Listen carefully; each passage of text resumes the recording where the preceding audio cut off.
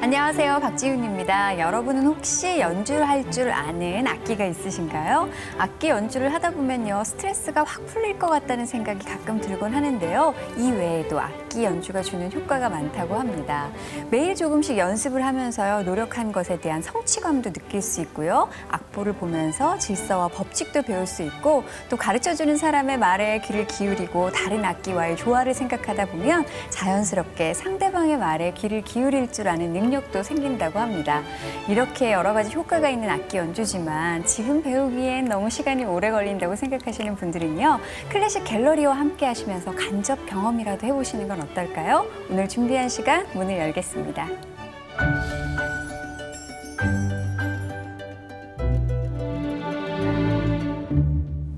네, 저희와 함께 하시는 분들 소개해 드릴게요. 지휘자이자 음악 감독이신 서희태 선생님 나오셨어요. 안녕하세요. 네, 안녕하세요. 네, 그리고 늘 제 옆을 든든하게 지켜주시는 모델 박돌선 씨입니다. 안녕하세요. 네, 안녕하세요. 네. 두 분은 혹시 사랑이라는 감정에 대해서 어떻게 생각하세요? 정의를 좀 내려보자면요. 저는 그 어떤 것보다 사실 사랑하면 정말 하기 힘들다라는 생각이 힘들다. 들고요. 그리고 남녀 간의 사랑도 있지만 부모님의 사랑이 최고지 않을까라는 생각이 드는데요. 주는 사랑이니까요. 네, 그렇죠. 받는 사랑보다는 계속 끝없이 지금 저희 어머니도 70세가 넘으셨는데도 지금도 전화하셔서 계속 물어보시거든요. 그 사랑만큼 큰 건 정말 주님밖에 없는 것 같아요. 자, 서희태 선생님은 어떻게 생각하실까요? 아유, 근데 두 분은 너무 항상 고상하게 말씀을 하셔가지고요. 제가 이런 얘기를 해도 되나 모르겠어요. 고상하지 않은 사랑 이야기 좀 아니, 더 들어볼게요. 기대가 되는데요. 아니요, 저는 그냥 그 남녀의 사랑 굉장히 중요하다고 생각을 하고요. 네. 네. 뭐 그렇게 보시니까 더 말을 못 하겠네요. 저는 신뢰가 중요하다고 생각합니다. 신뢰요. 네, 신뢰가 바탕이 되면은 서로를 존중할 수 있을 것 같고, 존중이 되어지면 서로에게 자유를 줄 수 있는 것 같아요. 네. 그래서 저는 신뢰를 가장 중요하게 생각을 합니다. 네, 고상하게 공감해 주신 것 같습니다. 참 사랑하면요, 여러 사람들이 떠올리는 그림이 다 다를 거예요. 이렇게 사랑의 얼굴은 다르지만 이 사랑만큼 인간에게 꼭 필요한 감정도 없다라는 생각이 들거든요. 오늘은 저희가 사랑에 대해 다룬 작품을 한번 감상해 볼 차례라고요. 네, 근데 이 사랑이 지금 우리가 말했던 것처럼 그렇게 고상한 사랑이 아니었어요. 네. 너무나 거칠고 또 그 안에 질투와 어떤 복잡한 것들이 엮여 있는 비제의 오페라 카르멘이라고 너무 잘 아시죠? 네. 그 카르멘의 주옥과 같은 멜로디들을 모아서 왁스만이라고 하는 사람이 카르멘 판타지를 작곡을 했습니다. 네. 그래서 오늘은 카르멘 판타지로 문을 한번 열어봤으면 좋겠습니다. 네, 네. 열정적인 사랑의 모습을 한번 느껴볼 수 있을 것 같습니다. 왁스만의 카르멘 판타지를요, 오늘은 바이올리니스트 김재원 양의 연주로 함께 들어보죠.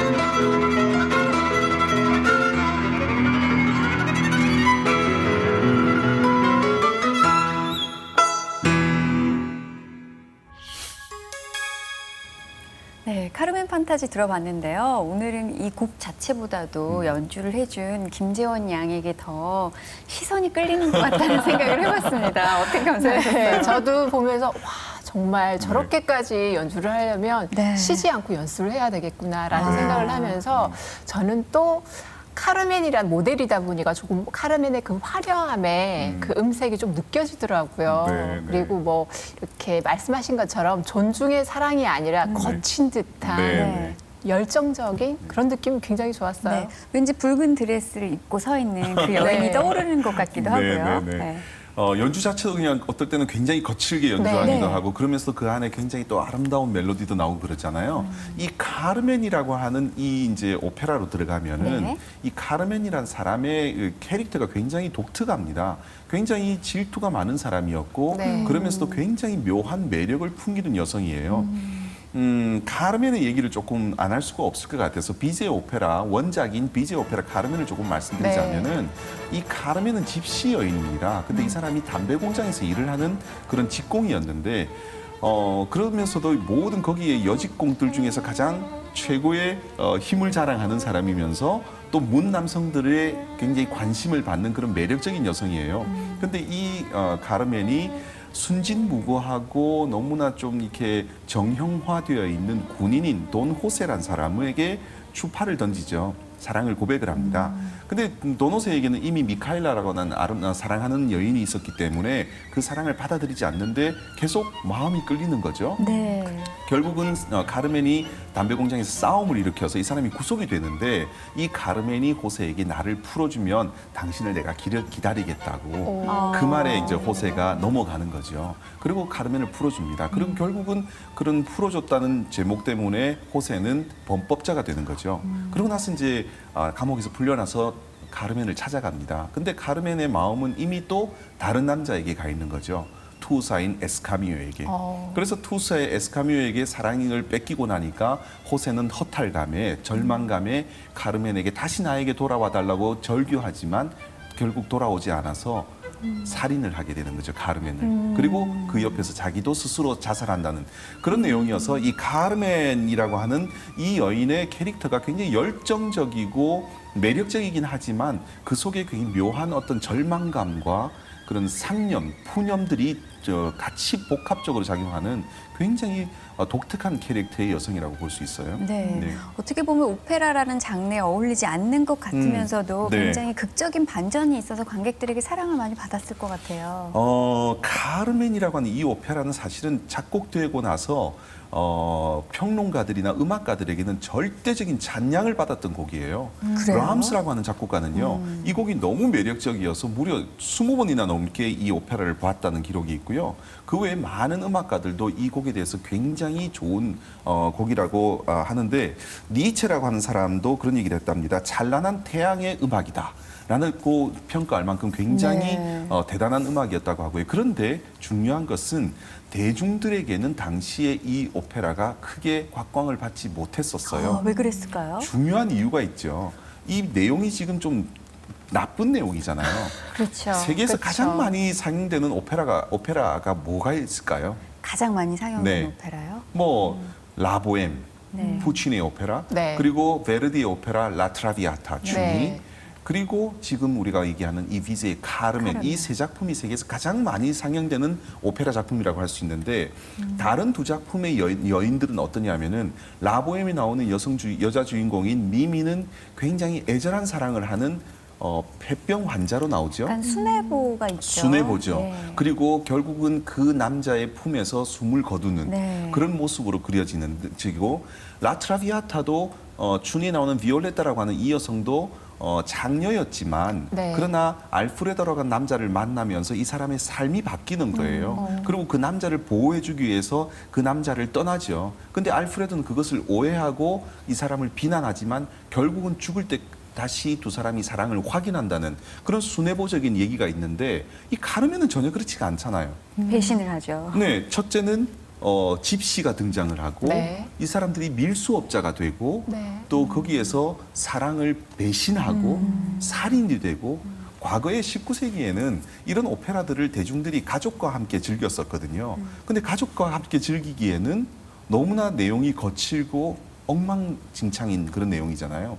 그래서 음악가들이나 예술가들은 이 오페라를 굉장히 찬양한 반면 대중들은 이 오페라를 외면했었죠. 네. 네, 그런 오페라가 바로 카르멘이었고 그런 카르멘이 굉장히 독특한 캐릭터가 이 카르멘 판타지에 너무나 잘 녹아 있죠. 네. 딱 듣기만 해도 정말 그 여자 주인공 자체의 이미지가 네. 네. 굉장히 질투가 많고 다양한 캐릭터고 네. 그리고 굉장히 인간적인 듯한 그런 느낌이 들어요. 어떻게 보면 감정이 솔직한. 네, 솔직하죠. 그래서 네. 남자들이 정말로 불안감과 질투심에 정말로 이렇게 정신줄을 이렇게 놔버리는. 그렇죠. 예. 그래서 오늘 주제인 이 사랑과 굉장히 밀접하면서도 조심해야 되겠다는 생각이 드는데요. 어떻게 보면 본능에 충실한 사랑이 어떤 맞습니다. 결말로 치닫게 되는지를 네. 보여주는 네, 한편의 네. 그런 영화 같은 스토리였다고 생각이 네. 돼요. 네. 예. 자, 왁스만의 카르멘 판타지, 비제의 카르멘하고는 좀 어떻게 다를까요? 왁스만의 카르멘 판타지는 그야말로 비제의 이 오페라에 나오는 많은 유명한 멜로디 뭐 너무 많아서 우리가 표현하기 힘들만한데 카르멘이 부르는 유명한 아리아 하바네라가 있고요. 또 도노세를 유혹할 때 부르는 세기디아라고 하는 아리아도 있고 그 유명한 투사의 노래가 있고 에스카미오가 부르는 또 도노세가 부르는 그 꽃노래라고 하는 유명한 또 아리아가 있고 또 도노세의 워낙에 애인이었던 미카엘라가 부르는 유명한 아리아. 하여튼 뭐 거기에 또 나오는 이중창까지 하면요. 이 카르멘의 멜로디들은 정말 안 들어보신 분이 없을 만큼 많은데 이 멜로디들을 이제 중요한 멜로디들만 뽑아서 왁스만이라는 사람이 자기의 감성대로 편곡을 하면서 이 사람이 왁스만도 굉장히 유명한 바이올리니스트, 훌륭한 바이올리니스트였기 때문에 거기다가 바이올린의 특별한 기교들을 많이 집어넣었어요. 네. 그 중에 하모닉스라고 하는 기법이 있어요. 이 하모닉스는 어떤 거냐면은 조금 전에 우리가 들으셨을 텐데 바이올린이 현의 손가락을 완전히 다 짚지 않고 현 위에 손가락을 살짝 갖다 대고 내는 소리예요. 그 네. 휘파람 소리와 같은 그런 기법인데 그런 기법 연주하기가 굉장히 정확한 음정 내기가 굉장히 어렵거든요. 네. 그런 기법까지 포함을 시켜서 바이올린 연주자들의 그 어떤 심리를 자극을 했죠. 이걸 내가 잘 연주해보고 싶어하는 그런 네. 마음들을. 그래서 이 왁스만의 카르멘 판타지는 지금도 콩쿠르에서도 수많은 국제 콩쿠르에서도 많이 연주할 수밖에 없는 그런 곡들이고요. 바이올린 연주자들의 그런 기교를 보기에 너무나 좋은 그런 곡이죠. 네. 저희가 아까 이 곡을 감상해 봤지만요. 굉장히 카르멘을 생각하면 뭔가 머리가 아프고 마음이 좀 무거워짐에도 불구하고 네. 이 곡 자체는 굉장히 경쾌하면서도 변화무쌍해서 네. 참 들어도 질리지 않는다는 생각을 했거든요. 네. 왁스만이 참 능력 있는 작곡가였다는 생각 들어요. 그럼요. 왁스만은 정말 능력 있는 작곡가죠. 왜냐하면은 이 사람 독일 출신의 작곡가인데 이 사람이 어디서 활동을 한 사람이냐면은 저 브로드웨이에서 활동을 했어요. 그래요? 미국에서 유명한 영화 음악 작곡가예요. 네. 왜 그렇게 됐냐면은 과거에 무성 영화 시대가 있었잖아요. 네. 이 무성 영화 시대에는 영화를 상영을 하면서 옆에 오케스트라가 앉아서 직접 연주를 하는 시대도 있었다고 합니다. 네. 근데 이게 유성 영화로 넘어오면서 특히나 음악이 영화에 굉장히 중요한 장르가 되었고 또 고전적인 색깔을 띠고 있는 그런 영화일수록 오케스트라의 사운드라든지 이런 것들이 많이 필요했기 때문에 좀 유럽에서 정통으로 클래식을 공부한 작곡가들이 그런 영화 음악을 하는 경우가 많았었어요. 그래서 이 왁스만이라고 하는 사람은 그런 영화 음악이 굉장히 큰 찬사를 받던 그런 작곡가여서 이 사람의 음악이 굉장히 대중성 있기도 하고 우리가 지금 이 카르멘 들었던 카르멘 판타지도 영화 유모레스크의 주제가였거든요. 네. 그러니까 그런 만큼 대중들과의 코드를 잘 설명했던 작곡가가 왁스만이죠. 네. 클래식 음악 하면 사실 오페라나 이런 것들만 생각했는데 오늘 또 이렇게 카르멘 판타지를 만나가 보니까 이 클래식 음악이 영화 음악으로 이렇게 살짝 네. 도입될 수 있는 부분도 좀 아는 것 같고 많죠, 네. 그리고 또 재밌는 게 헐리우드 음악 네. 내에서 이런 걸 하나하나 찾아가지고 좀 들어보는 것도 재밌을 것 같아요. 재밌죠. 네, 네. 영화의 재미를 통해서 또 클래식 음악의 감독을 배가시킬 수 있으니까 네, 네. 영화 음악 찾아 들어보시는 것도 좋을 것 같다는 생각이 들고요. 좀 더 이런 열정적인 느낌을 이어갈 수 있는 곡을 한 곡 더 들어봤으면 좋겠어요. 네, 좋습니다. 지금 우리가 카르멘 판타지를 들으면서 이렇게 플라멩고를 추는 아주 열정적인 스페인 여성을 네. 우리가 또 그 카르멘 우리가 연상을 했는데 이제는 폴란드로 넘어가서 폴란드의 춤곡을 하나 소개를 하려고 합니다. 마주르카라고 하는 그런 춤곡인데 네. 네. 이 플라멩고와는 좀 전혀 다른 느낌의 그런 춤곡이 될 것 같고요. 그래서 오늘은 스크라비니 작곡한 마주르카 작품번호 25번의 1번과 2번 음악을 한번 감상해 보시죠. 네, 이제는 폴란드로 한번 넘어가 보죠. 폴란드의 민속 춤곡 마주르카를요, 알렉산드르 스크랴빈의 곡으로 한번 감상해 보겠습니다.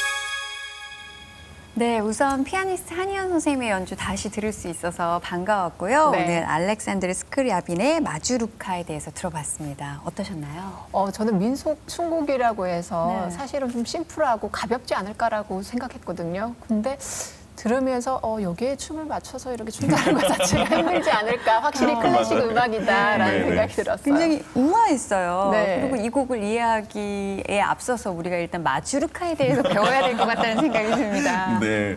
뭔가 제가 다 알 것 같은데 그렇지는 사실은 않은데요. 마주르카라고 하면 폴란드를 주축으로 하는 그런 민속 춤곡이라고 할 수 있고요. 네. 특징이 한 가지가 있어요. 이 마주르카의 특징은 두 번째 박자가 강조된다는 겁니다.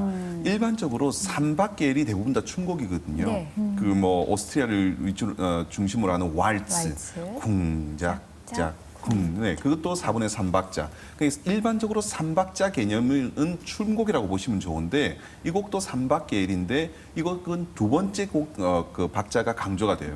일반적으로 3박자는 우리가 학교에서 배웠잖아요. 강, 야, 양, 야. 양. 그런데 이 곡은 강, 야, 강, 야 이런 느낌의 음악입니다. 네. 특히나 이 곡은 여러 사람이 이렇게 원형을 그리면서 이렇게 줄을 서서 같이 집단으로 춤을 추는 건데 우리나라로 보면은 강강수월래하고 좀 비슷할 수가 있죠. 네. 그런데 우리 강강수월래는 주로 상체를 이용을 많이 하는 반면 이쪽 그 북유럽 쪽이나 동유럽 쪽의 사람들은 다 발을 많이 이용을 하죠. 그래서 땅을 많이 굴르고 하기 때문에 우리의 강강수월래가 선이 아름답다고 한다면은 네. 이쪽 사람들의 춤은 좀 역동적이라고 볼 수 있습니다. 그래서 네. 그런 군무로 해서 이 마주르카의 춤 스텝이 거의 50여 종이 있다고 하니까 굉장히 복잡한 춤이라고 네. 볼 수 있겠죠. 와, 이 춤추는 모습 상상이 좀 되세요? 그러니까 50개 정도의 음색을 가지고 있다고 하니까 정말 자유분방할 것 같고요. 네. 일단은 제가 딱 느꼈을 때도 신발이 이렇게 도톰하게 올라와서 탁탁 이렇게 소리가 날 것 같은. 절도 있어야 될 것 같고요. 네. 뭔가 거친 느낌도 있을 것 같지만 이 피아노 곡으로 만나본 음색은 상당히 좀 우아했다라는 생각이 듭니다. 네. 그런데 이 마주르카가 세상에 잘 알려진 계기가 쇼팽 때문이라고 들었거든요. 뭐 당연히 그럴 수밖에 쇼팽과 없죠. 마주르카 어떤 관계가 네, 있을까요? 일단 폴란드의 춤곡이니까 네. 폴란드의 대표적인 작곡가 누굴까요? 바로 쇼팽이거든요. 이 쇼팽을 빼놓고 마주르카를 얘기할 수 없고요. 이 쇼팽은 고향을 떠나서 파리에 오랫동안 거주를 하면서 작품 활동을 했기 때문에 네. 쇼팽이 자기의 민속 음악을 또 자기의 외로움을 달리기 위해서 이 마주르카를 많이 작곡을 했습니다. 네. 그래서 쇼팽을 빼고는 마주르카를 얘기할 수가 없을 만큼 특히나 한 60여 곡의 마주르카 와. 곡이 있으니까 네. 그만큼 마주르카의 리듬을 좋아했던 사람이 쇼팽인 것 같고요. 어떤 자기 민족성을 두드러지게 하는 그런 멜로디, 그런 리듬이었고 이 음악이 폴란드 사람들에게 자기들의 전투 의식을 심어주는 그런 음악으로 쓰이기도 했다는 얘기죠. 네, 음악이 가진 힘에 대해서 느끼게 되네요. 네. 정말로 폴란드의 그 민족성을 그 음악에서 느낄 수 있는데 우리나라로 치면 아리랑이 생각나지 않을까라는 네, 이런 네. 생각도 들고요. 아리랑만 들으면 뭉치잖아요. 맞습니다. 그런 부분도 있고 또 쇼팽이 이렇게 마주르카를 유명하게 만들었는데 쇼팽을 좋아하는 사람들도 이 마주르카를 이렇게 자연스럽게 짓기 시작했을 것 같은 그런 생각도 들어요. 지금 우리가 들었던 스크리아빈이라고 하는 사람도 쇼팽보다 약 60년 후의 사람인데요. 네. 스크라빈의 롤 모델이 바로 쇼팽이었습니다. 네. 두 사람은 굉장히 비슷한 특징을 많이 갖고 있습니다. 두 사람이 오래 살지를 못했어요. 쇼팽이 39살을 살았고 네. 스크라빈이 43살을 살았으니까 그렇게 긴 생활을 오랫동안 생활했던 사람들은 아니고요. 두 사람 다 굉장히 유명한 피아니스트로 또 일단 유명한 사람들이죠. 그리고 두 사람 다 즉흥 연주로 또 유명한 사람들입니다. 네. 특히나 스크리아빈 같은 사람은 그 자기 그 연주회에 자기의 음악만 가지고 연주했던 걸로 유명하고요. 또 기분에 따라서 거기서 바로 즉흥 연주로 관객들을 감동을 시켰던 사람이 바로 스크리아빈인데 후에 가서는 스크리아빈이 자기의 독특한 어떤 작품 스타일을 고수하려고 해서 쇼팽의 영향에 의해서 좀 멀어지기는 합니다만 두 사람의 마주르카의 특징을 보면 좀 비슷한 점들이 굉장히 많죠. 네. 거기에 조금 더 덧붙이자면은 쇼팽은 좀 열정적인 반면 스크리아비는 조금 신비주의적이고 조금 네. 차분하고 좀 더 철학적인 그런 느낌이 있습니다. 네, 얘기를 듣다 보니까 이 스크리아비린이라는 사람에 대해 음악 세계에 대해서 궁금해지지 않으세요? 네, 아무래도 딱 듣는 러시아 사람인데 동양적인 그런 사상도 조금 가지고 네. 있는데 그걸 또 음악 세계로 연결시킨다는 것 자체가 굉장히 새로워요. 네, 스크리아빈도 이제 일반적으로 피아노 작곡가로서 유명한데요. 이 사람에게는 당시에 그 러시아의 군주 정치의 시대였기 때문에 러시아의 19세기 말 20세기 초는 굉장히 그 사람들의 변화의 시대였었습니다. 네. 뭐 그 시대의 작곡가들 예를 들자면 라흐마니노프 같은 사람들은 네. 어떤 전통적인 기법의 음악을 고수하려고 하는 반면 또는 다른 작곡가들은 전통적인 음악을 완전히 무시하는 그래서 많은 사람들은 또 이 전통적인 기법을 고수하고 있는 라흐마니노프를 비난하는 그런 시대였거든요. 그런 시대에서 자기만의 독특한 영역을 고수하기란 굉장히 어려웠을 겁니다.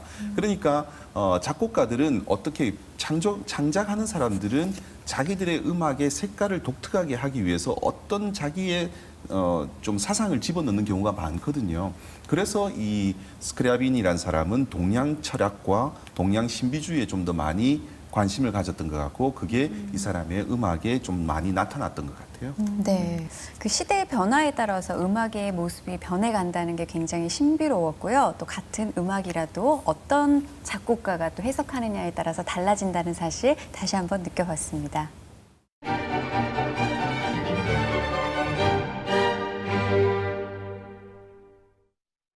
네, 오늘 클래식 갤러리는요, 아주 개성 넘치는 두 곡을 감상해 봤습니다. 프란츠 왁스만의 카르멘 판타지, 열정적인 사랑을 느낄 수 있었고요. 알렉산드르 스크리아빈의 마주르카, 아주 시대를 담은 그리고 독특한 감성을 담은 곡이라는 사실 느낄 수 있었는데요. 오늘 함께한 시간 어떠셨어요? 네, 우리가 일반적으로 잘 알지 못하는 작곡가 스크리아빈을 소개했다는 것, 네. 또 왁스만을 소개했다는 것, 그거로 굉장히 의미가 있는 시간이었다고 생각을 하고요.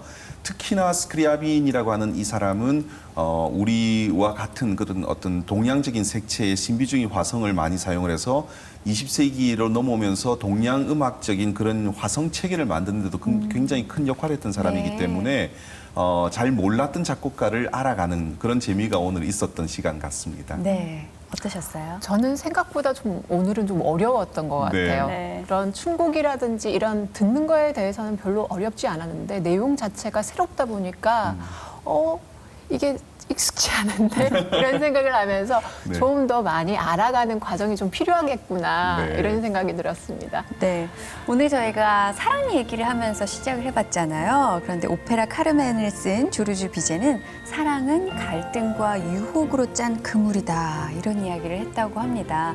그러고 보면 그 카르멘의 사랑에서 볼 수 있듯이 인간의 사랑은 좀 뭔가 갈등의 연속이고 때로는 안 좋은 결과로 치닫기도 하고 지극히 개인적이고 이기적인 감성이 좀 남아있는 것 같은데요.